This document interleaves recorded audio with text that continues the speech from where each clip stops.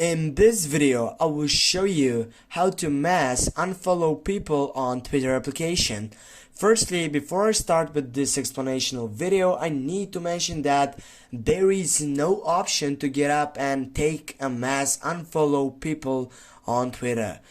I will just show you how to get and unfollow people because some glitches or some sites says that you need to download a session or an application from the Google Play Store, which is not an safety place for you to get up, and it is not safety for your phone. You can get up with problems by getting up a virus and something like that. This is why I'm getting you here the type who is so safety, who is directly through Twitter. Firstly, you can find out the person that you want to unfollow, or